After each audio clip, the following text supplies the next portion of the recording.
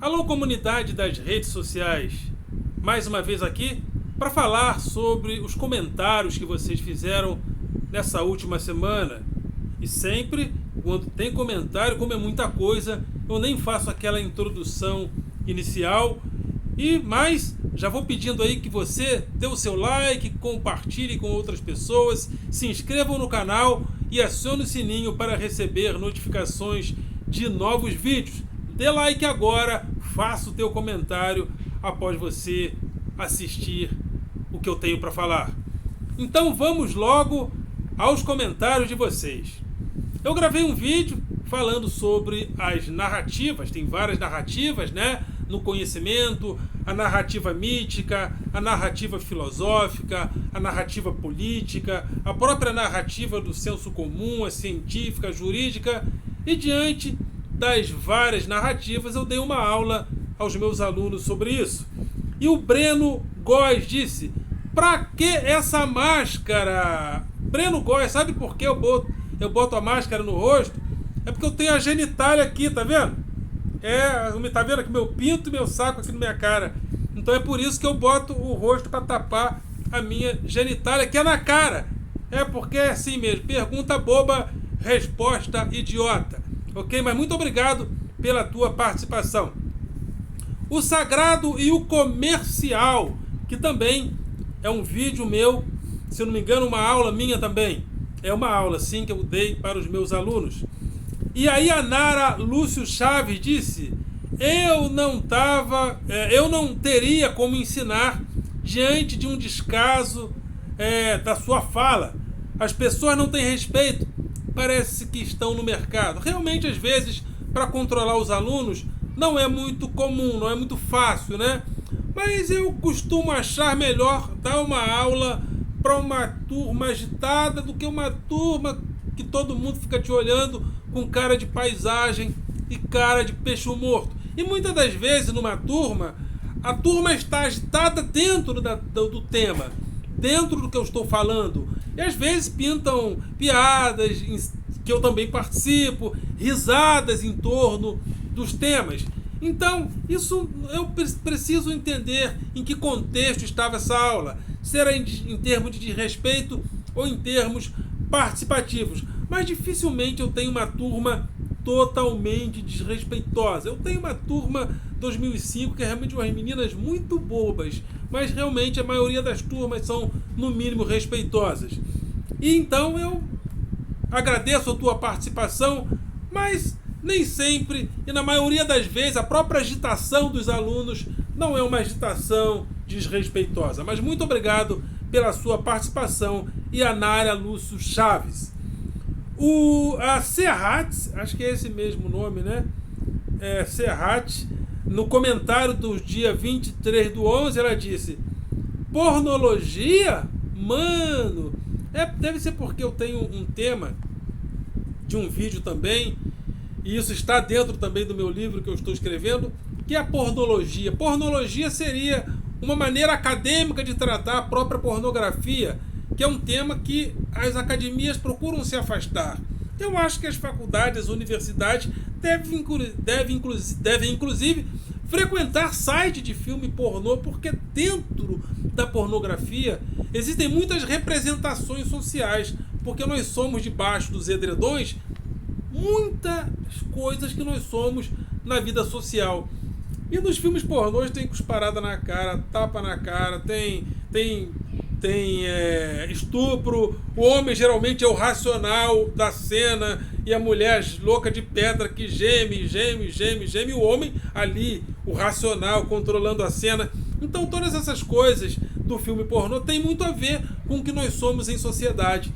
Então eu penso que a pornografia deveria sim ser estudada cientificamente pelas ciências sociais. Então, é dentro desse contexto que eu acho que ela faz que ela se espanta, né? Pornologia, mano, é isso aí, pornologia. Formadores de opinião e intelectuais orgânicos, uma aula que eu dei, né? Falando sobre os formadores de opinião.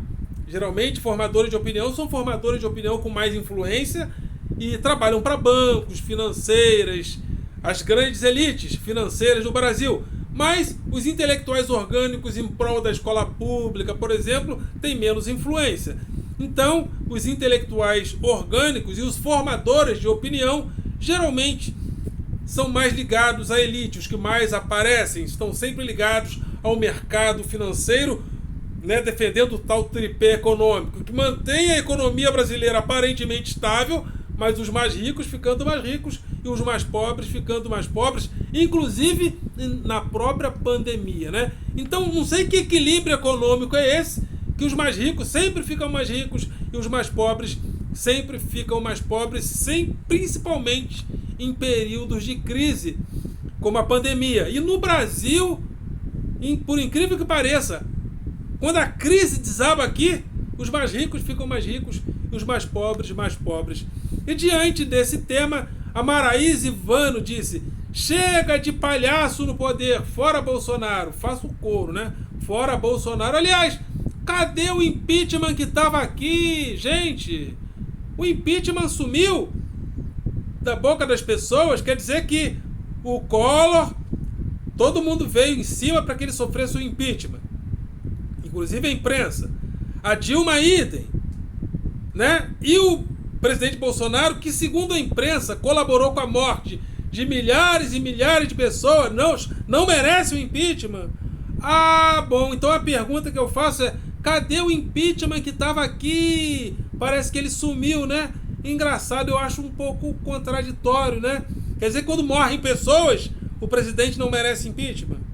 Ah, entendi. Quando a Dilma falou da nova matriz econômica, aí ela ameaçou o tripé econômico, né? Aí ela sofreu impeachment por questões econômicas, como disse o senhor Gabeira, mas agora com muita gente morrendo, Gabeira não quer o impeachment, não. Engraçado, muito curioso.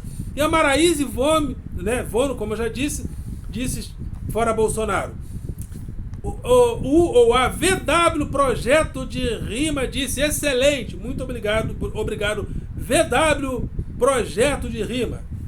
E o César Henrique Sacramento disse: o que acontece é que são muitos impostos para pagar benefícios desses vereadores e do presidente da República. Isso tem que acabar. Panelaço fora presidente Bolsonaro. Fim dos benefícios. Tem muito a ver com o tema que a gente falou aqui, não, mas realmente no Brasil há muitos benefícios para políticos, né? Há países aí, sobretudo da Europa, que político anda até de metrô. Aqui no Brasil, né, eles gostam mesmo de chatinho. Então, mas muito obrigado pela sua participação. Há uma certa coerência no que você falou, muito embora esteja um pouco fora do nosso tema aqui. Mas sobre as várias narrativas, mais uma vez o tema aqui das narrativas gerando comentários. E a Maria Araújo disse: e viva... Mara Araújo disse: viva o Lula, né, professor? Que aula maravilhosa de petismo velado. Ela acha que toda pessoa que é professor de filosofia é petista, porque esse pessoal acha que o PT é a única versão de esquerda no mundo. Eles não conhecem nada de esquerda a não ser o PT. Então, se você faz uma crítica ao Bolsonaro, ele acha que essa crítica é petista. Então, o mundo todo hoje está fazendo crítica ao Bolsonaro pelas questões ambientais, pela questão da vacinação, principalmente pelas questões ambientais. Então, o PT está no mundo todo, né? O PT está na Alemanha, está nos Estados Unidos, em todos os países tem PT. Ah, grande esse PT, né? Maior do que eu pensava. Ai. Não aguento. Treta entre Nando Moura e Nicolas Ferreira. Essa treta deu o que falar, né? Eu não gosto, eu praticamente não curto nenhum dos dois, né? Principalmente esse Nicolas Ferreira, que é bem burrinho, bem o típico de um momento preocupante da vida política brasileira, porque uma coisa dessa, horrorosa, pode virar presidente de uma hora para outra, e a gente fica como? Vai ter o quê? Bolsonaro 2?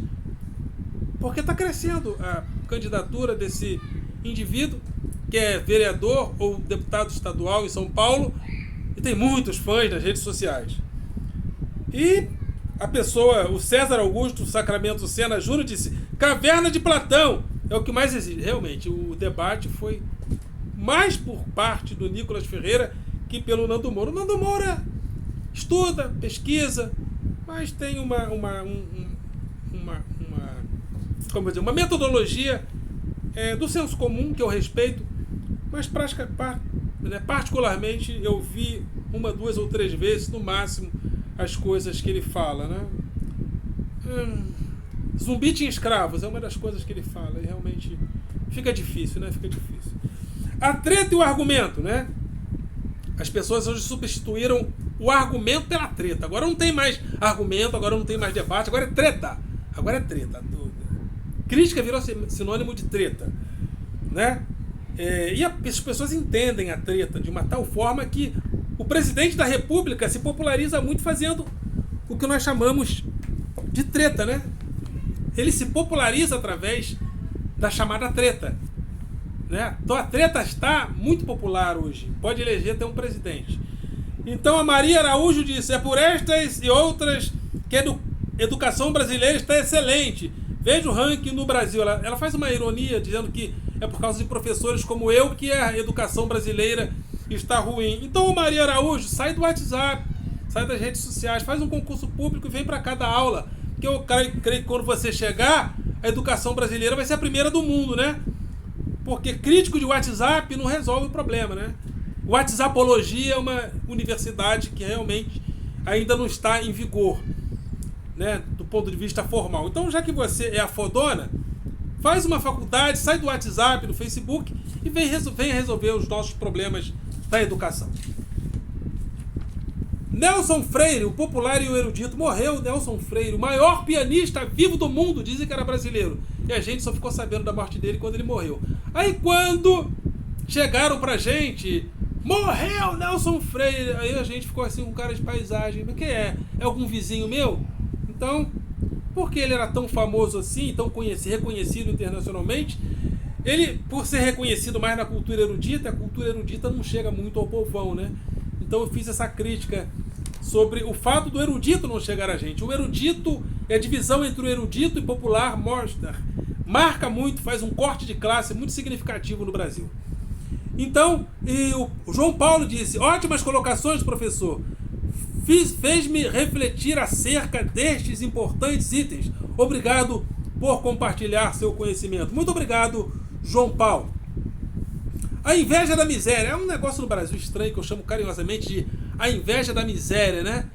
Parece que há pessoas que têm inveja da miséria, né? Por mais que o cara tenha, quando o pobre vai receber um pouquinho, um Bolsa Família, como agora um auxílio emergencial maior que o próprio Bolsonaro quer dar, a bolsa de valores sobe, o dólar sobe, a bolsa cai, é um pandemônio, por causa de algo ínfimo que é para dar para os pobres. Se a gente for fazer a conta é um negócio tão absurdo para os pobres, de pequeno, e eu acho que não haveria necessidade dessa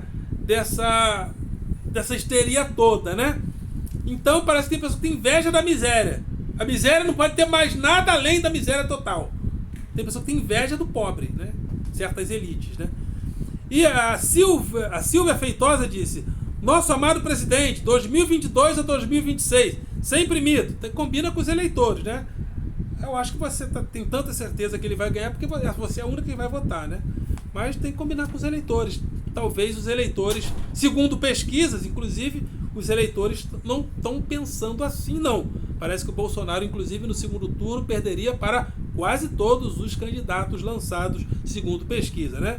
E sempre tem um idiota para falar: você acredita em pesquisa? KKKK. Mas a pesquisa, em relação ao presidente, sempre dá o que a pesquisa fala, né? Mas eles não acreditam, não. Não acreditam, não. A Roseli Franco disse: gostei do chamado aos professores. Precisamos de mais professores nas redes sociais. É isso aí. Temos que estar aqui dando a nossa cara também, né? Nós professores. Muito obrigado, Roseli Franco. E o Emanuel Messias disse: Bolsonaro, nosso herói, deixou de ser mito, virou lenda. Eu não sei aqui se ele está elogiando ou se ele está ironizando, mas eu penso que seja ironia, né? Porque uma lenda às vezes tem um sentido mais pejorativo que mito, né? Mas então é isso aí. Bolsonaro, nosso herói, deixou de ser mito, virou lenda, né? Então tomara que realmente ele deixe de ser o mito de alguns e vire a lenda dessas pessoas, né?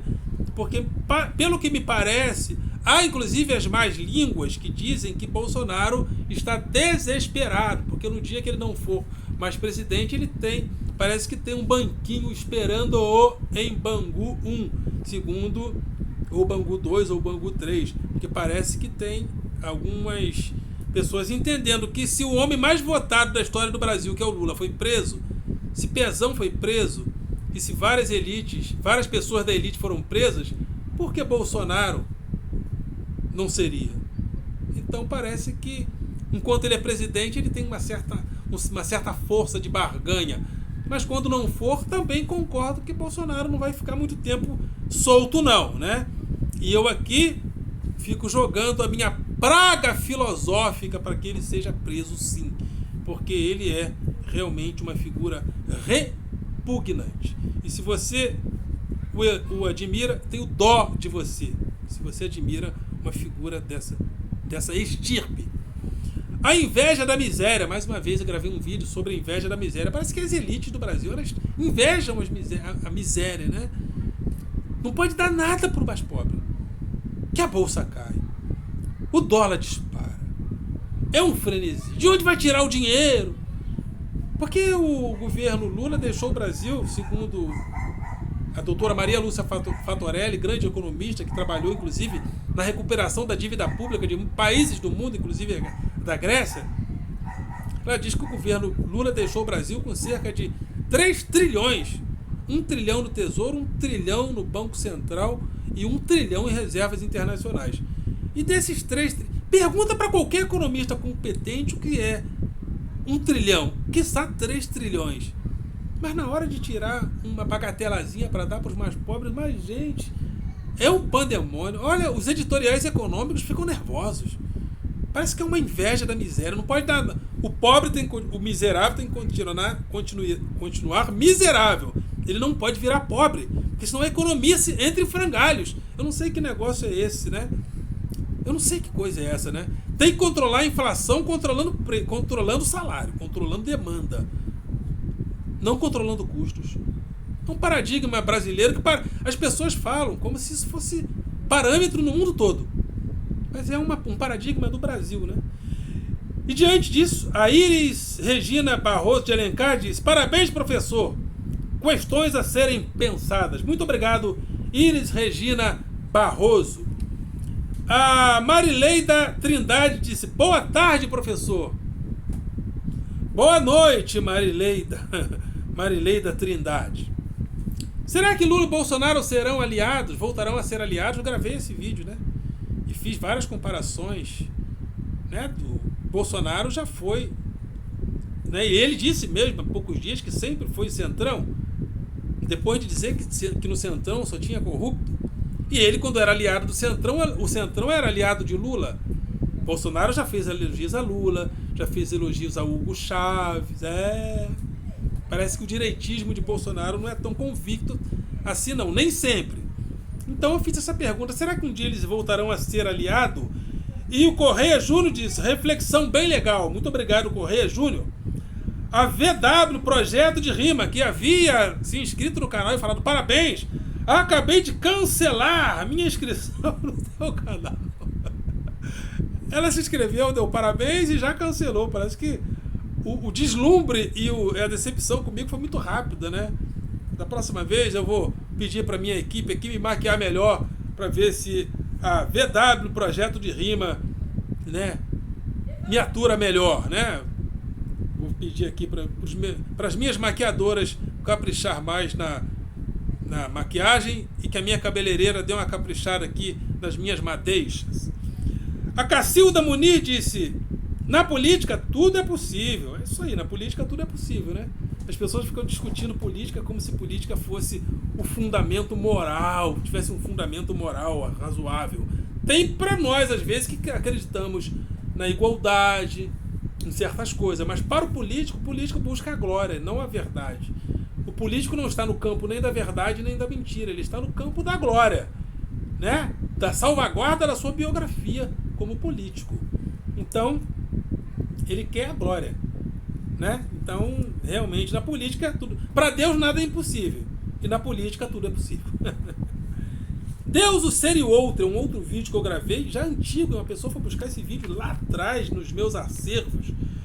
E o Joelton Pereira disse: perfeito, muito obrigado, Joelton Pereira. E por último aqui, A Escola e o Amor. É um trabalho que eu tenho feito, inclusive estou escrevendo um livro baseado nessa pergunta, né? A escola e o amor, né? Qual o papel do amor na escola, né? Esse livro será lançado, né, em breve.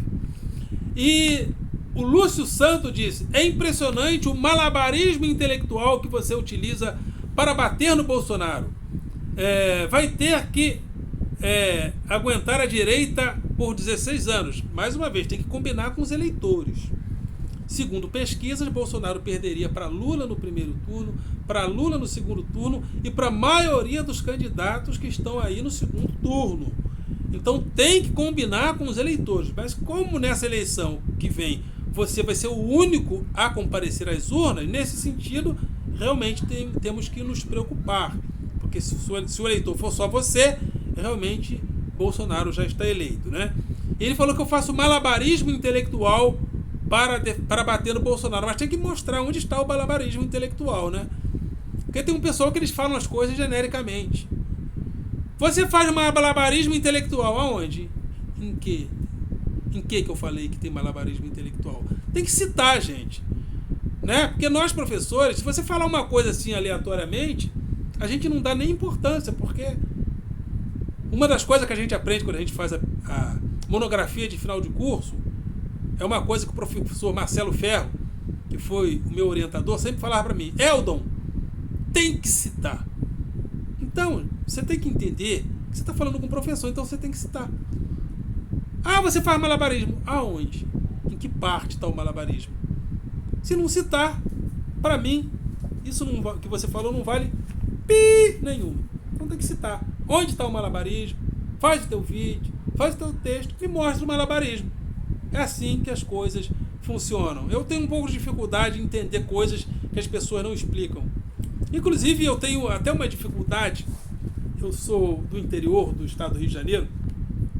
E aqui no Rio de Janeiro as pessoas têm o hábito de falar sem dizer e dizer sem falar.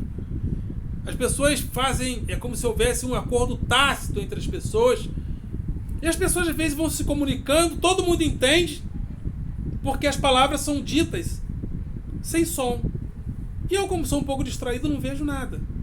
E sou o único que faço a bobagem às vezes. Porque eu só entendo as coisas sem me explicarem. Teve uma vez, inclusive, eu trabalhava num colégio e teve um passeio. E o passeio estava mais ou menos combinado. Seria num dia de aula. E fomos pro passeio. Aí eu filmei o passeio, fotografei o passeio, publiquei no vídeo. Mas não era para fazer isso. E o negócio deu problema. Comigo você tem que chegar assim: Eldon, good. É assim, ó. Senão eu não entendo, gente. Eu não entendo. Eu sou distraído. Para mim tem que ter palavra. Você tem que me explicar o que tem que fazer. Se não me explicar, eu não entendo. Então, isso é para você também. O professor faz malabarismo intelectual. Ah, malabarismo intelectual onde, cara pálida? Tem que falar para mim, tem que me explicar. Senão eu não entendo. Ok? Então é isso aí. Muito obrigado pela participação de vocês. Semana que vem a gente volta. Espero que vocês continuem participando, fazendo comentário de vocês, compartilhando e dando like. Compartilhando, comentando e dando like. Porque esse canal não pertence só a mim. Ele pertence a toda a comunidade escolar, sobretudo. Ok, galera?